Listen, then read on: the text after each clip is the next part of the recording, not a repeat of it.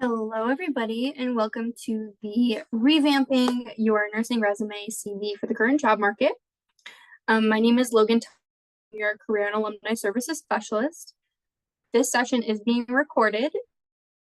For the session, we'll receive a copy of the slides and the recording, so this will be sent to you in an email after the event. If this is your first time interacting with Career and Alumni Services, welcome. I am your dedicated Career and Alumni Services Specialist. My job is really to help you with anything career related. So anything you see on the screen here, of course, today we're going to talk about resumes, CVs, and cover letter writing. But just know that as you get closer to the end of your program, you need support with maybe tailoring these documents to jobs, job searching itself, help with your board certification process, all the documents that you need. I can help you with all of those things, okay? I do offer one-on-one appointments, so after today, if you feel like you need more support and you want to come see me, you are certainly welcome to do that. Anytime you can book an appointment here, or you can just email me. I'm very responsive via email. So today we're going to chat about the modern day application process. What does that look like? Then jump into resumes, cover letter writing, and go through some resources today. But first, I have some really quick stats for you. Might be some eye-opening things, but when we have an employer or recruiter looking at our resume, think to yourself, how long do you think that they spend looking at that document before they put you in a yes pile or a no pile for an interview? So the correct answer is actually only 7 to 8 seconds. So it's a very quick amount of time for them to decide.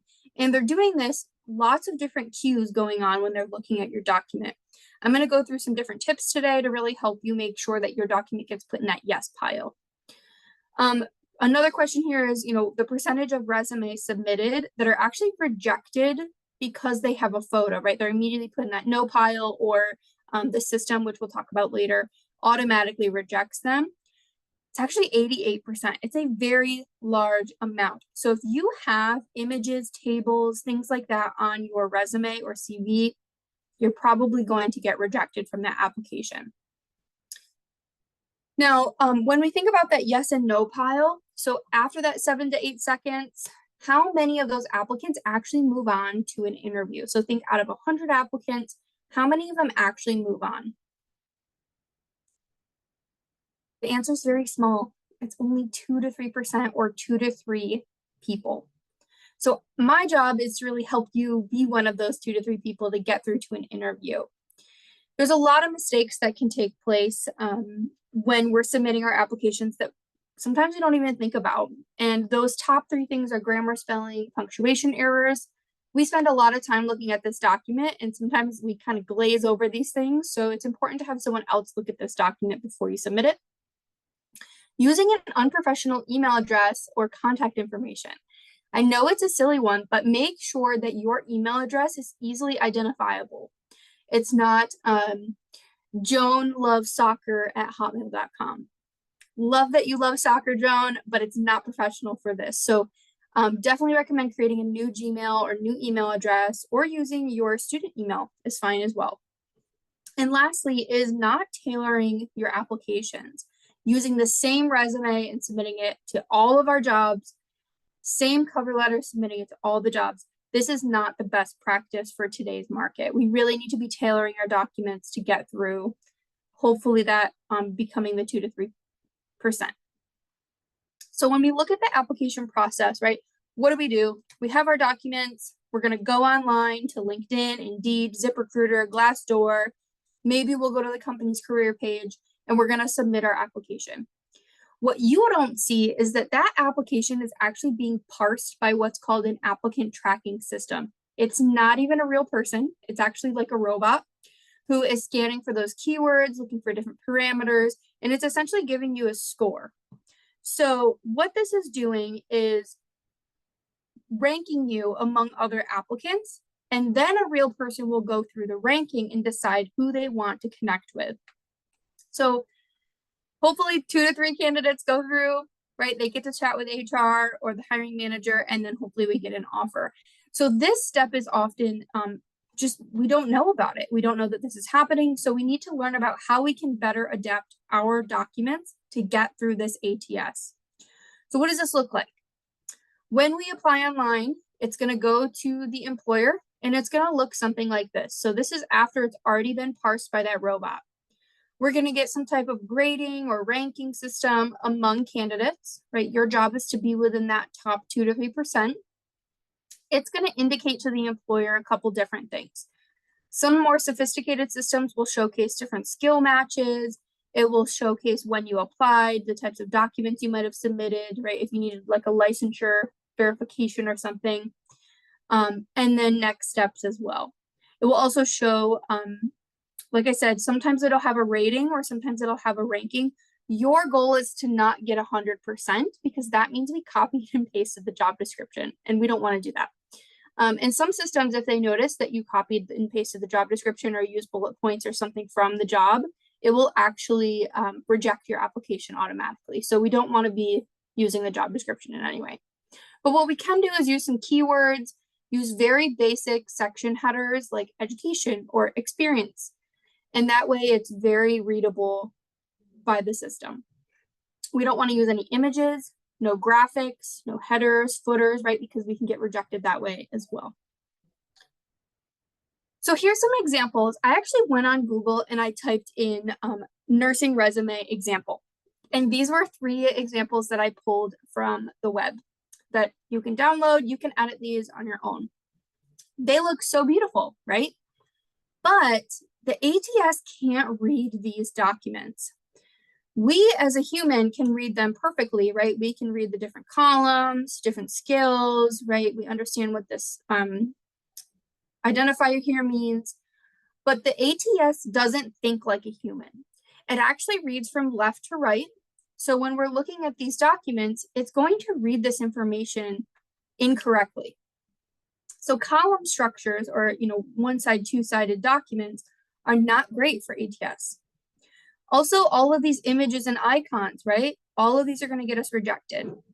This last one, not too bad, doesn't look too bad, but the formatting that it has is not really allowing you to customize and personalize this document and really fill that space.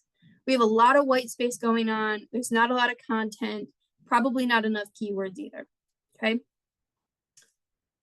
Another thing is I went to Google Docs and Microsoft Word and I typed in resume, and these were the samples that it pulled up. Same situation here, same scenario. We have those columns again, right? Also, a lot of white space going on. We're not able to fill this page fully. That formatting that's already in place is also really hard for you to change. And so that's why I always say never use a template that you find online, especially if it looks something like this. Now, there are good resume samples you can find online. It just takes a little bit of time and digging. I'm actually going to send you an ATS-friendly resume sample after today. So it'll look like the one on the left. You'll be able to download it, edit it in Google Docs or Microsoft Word, whatever you like to use. But you can see that these 3 are very similar, but they all have a little bit different style going on. There's no columns in here. They're filling the pages, right? We can easily still read these, but the good thing is that the ATS can also read them. Left to right, nothing's going to get jumbled. It makes sense. We have clear section headers. It's one document. All of our information is in one column. CV templates. There's a lot of CV templates out there. Stick to something that looks very standardized, black and white, fills the pages, has standardized section headers, possibly has a page number included as well, but hopefully looking for something like these options. The goal here is just to really help you start off on the right track, or if you have a document, I want you to apply these changes or recommendations to your existing document. Really stay away from those templates. Even if you have to start with a blank document, that's okay too. I'm going to send you a sample today. And remember that 7 to 8 second scan, right? We want to make sure that they get the information that they need in that short amount of time to make a decision about you. I have this USU resume writing guide. I will put the link to this in the chat for you. You should be able to open it and save it or bookmark it if you wish. This really everything I'm going to go over today even has some more samples in there too if you want to check those out as well. Now you might have heard CV and resume. I've said those a couple times today. You might be thinking, well, what the heck does that mean? Or what are the differences? There is a big difference. Resumes are very different from CVs. So resumes are typically 1 to 2 pages. It's very brief. It's also outlining your education or experience related to a single position, or maybe it's only showcasing your nursing experience only, not any other experience that you've had. Usually used for nonprofit, sometimes healthcare work, 1 to 2 pages, like I said, and it's showcasing specific qualifications. CV is a lot more comprehensive. It's a lot longer, usually more than 2 pages, two or more pages. This one you'll see a lot more in healthcare just because you have a lot more experience, right? You have clinicals, maybe you're doing fellowships or residencies. So there's a lot more experience that's being showcased on a CV versus a resume. I always like to say 1 page of experience for every 7 to 10 years. So after 7 years of experience, you can go on to the next page and create another one. And then, like I said, it's much more comprehensive. You're providing a lot more information and background on your work experience here. You can do kind of a combination or a hybrid of both if that's what you prefer, but don't get too caught up on which one you should choose. Just choose one that makes sense based on your experience. And if you want to do a mishmash of both or add some different sections here and there, you can certainly do that. When we look at the overall appearance or style, keeping it simple here, all right? We want to just have black text on a white piece of paper, nothing fancy, no colors, no crazy formats of fonts. Stick to something very basic. Also would recommend sticking to 10 to 12 size font for your entire document. This is easily readable by a human, so that way once you do get through, you are viewed by a person, very easily readable. We don't want to include any photos, any personal identification, so no birthday, ID number, citizenship status, work authorization. We don't want any of that information on here.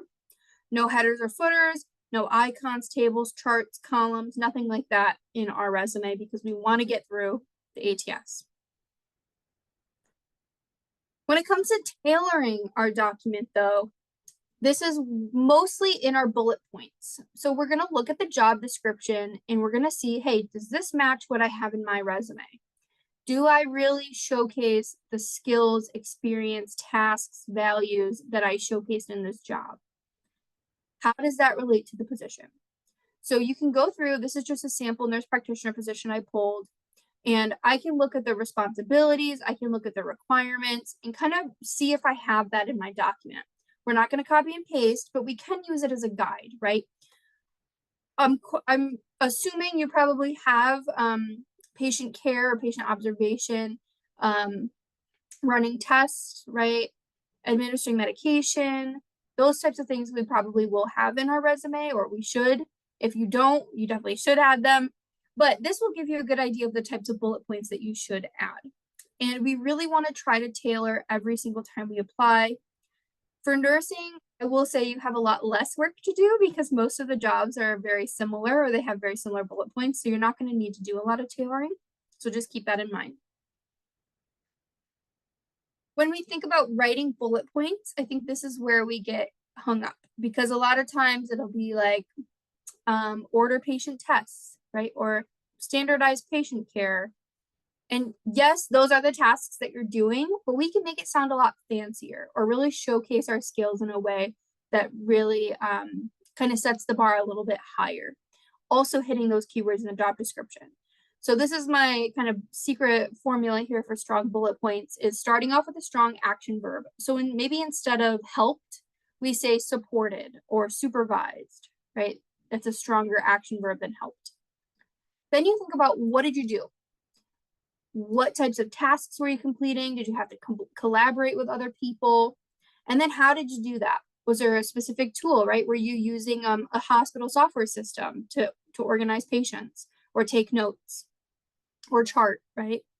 And then what was the outcome? Why were you doing this whole thing in the first place? Did you have a goal in mind? What happened? Were there any results? How many patients did you see a day, right? Those types of things we want to think about including. So I have some samples here.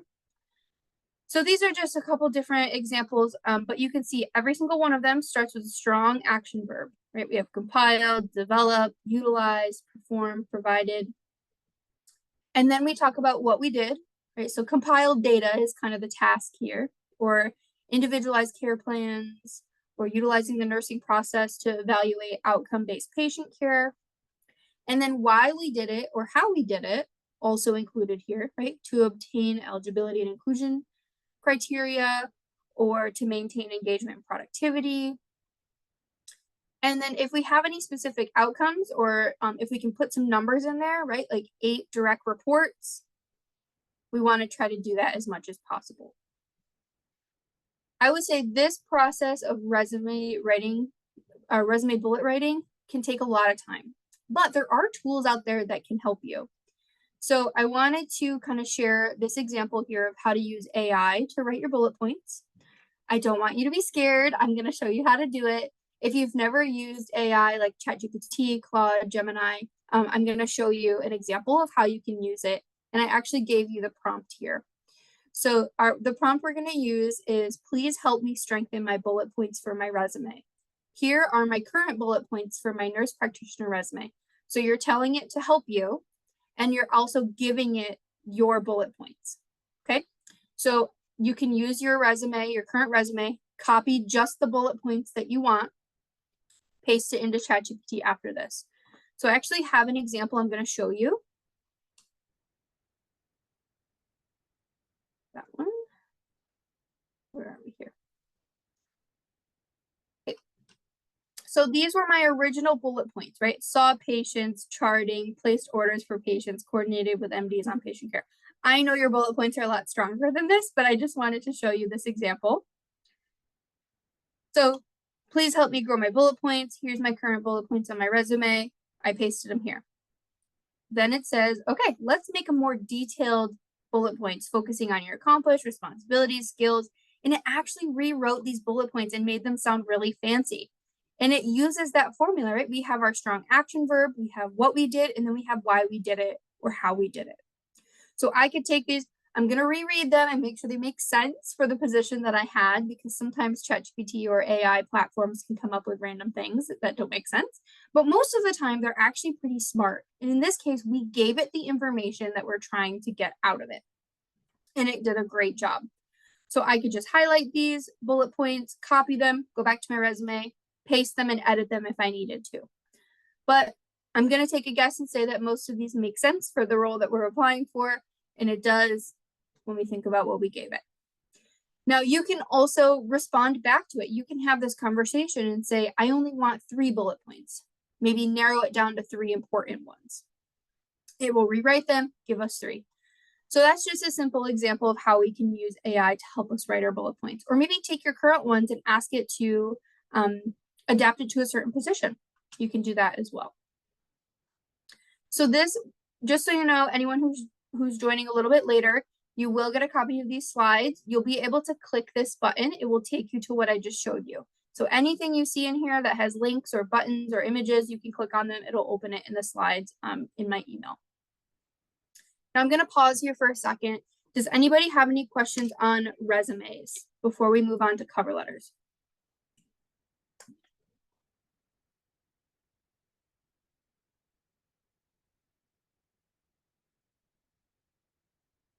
If you do, feel free to use the raise hand feature, put your questions in the chat. Whatever you feel comfortable with works for me. So we're actually still working on resumes for right now. I just want to show you a couple different sections here. So I always get the question of, how should I format this, or what should it look like? Up to you. As long as the information's there and it makes sense when you read it, that's all that matters. So for education, we're just going to list education. Now, if you want to combine your credentials or your certifications, you can do that and just title it education certifications or education and licensure. You can do that as well. I've seen a little bit of a combination of both, as you can see down here, or these examples as well. We want to make sure we have our university name for all of the institutions that we've attended, as long as we completed a degree. Our degree name, graduation date, or expected completion date. You can put your GPA on there if it's above a 3.0. I would not recommend anything lower. If you're not sure what your GPA is, email me and I can give it to you. Then you can include any additional information. So if some students have put in their capstone projects as an example, you can put your licensure information, and I did include a couple different ways of how you could list that there. Ultimately, how you choose to format this is up to you. As long as the information is there, it can be read. Same thing goes for experience section. So providing you just a couple, different examples for experience. So clinicals, if you're not there yet, you obviously won't have this there. But if you have, or you're currently doing your clinical experiences, you can list it something like this. You can put your rotation, you can put the name of the organization, maybe a couple bullet points about what you did. And then under experience, this would be like your formal professional experience. You're going to have your position title, name of the organization, location, date ranges, and some bullet points there. Focusing on highlighting those keywords, those skills, those experiences, really showcasing the value that we provided or the value that we got. We want to make sure whichever way we choose to format it, it's consistent throughout. So making sure that if we have a bold here or italics or underline, we keep that consistent throughout our document.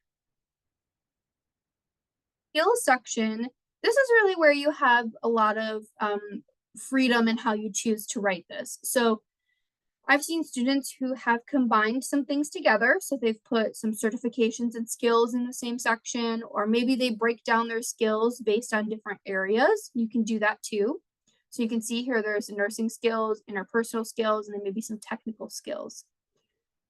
If you remember from the beginning, I talked about why columns are bad, but this is the only situation where it is okay to have columns, is of bullet points. The application tracking system can read them. Okay, so if you have 2 columns here and they're all listing skills, that's fine. It will be able to read them. But in all other cases, you should not be using column structures on your resume or CV. And then, like I said, you can name this whatever you want. I would just stick to something very basic though, like skills or training and expertise, core competencies, something that makes sense for this section. Another section that I see both on resume and CV, again, I always recommend it for a CV, but for resume, it is okay. And that's some type of professional summary, objective, highlight statement. Usually just a couple sentences or a couple bullet points of really just kind of showcasing your experience in a nutshell. So if an employer read just this very little paragraph, they would know everything they need to know about you. So keep that in mind when you're writing this. You can also have AI write this for you, highlight your resume, paste it into ChatGPT or one of the other AI bots, and say, write me a 3 to 4 sentence objective I can use on my resume. It's very good at stuff like this as long as you provide it something. Again, we don't want to copy what's on our cover letter or what's in the job description. We really want to think about who we are within 3 to 4 sentences. So I know that can be a little complicated. That's where AI can help. All right, any questions here before we move forward?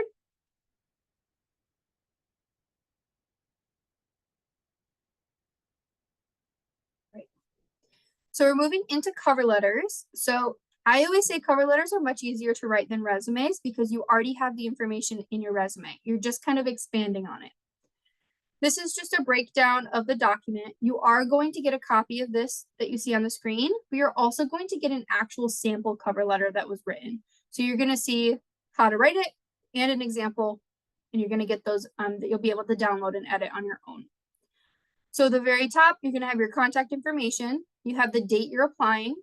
You have the employer information, and then you're going to greet the employer. We want to try to say, dear hiring manager, dear hiring committee, dear practice manager, something like that. We don't want to say to whom it may concern because that's very outdated. We are in 2024.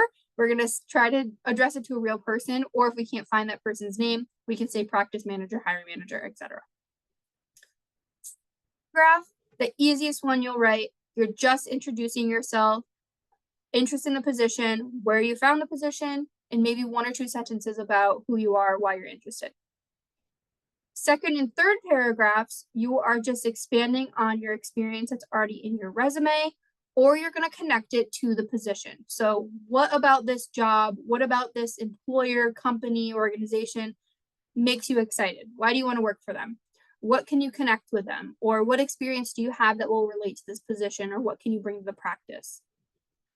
So that's the second and third. And then your final paragraph is just kind of your graceful exit. So you're going to thank them for their time, let them know if you attached a resume to this, it's here.